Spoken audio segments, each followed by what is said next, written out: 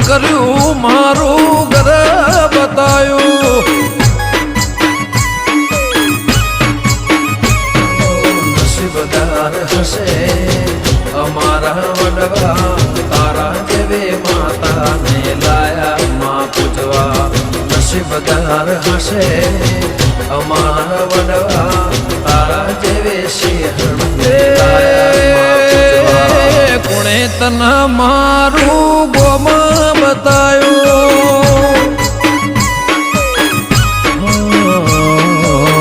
કોણે કરે માં તારા રે દેવા કોણે કરે માં તારી રે સેવા કોણે તને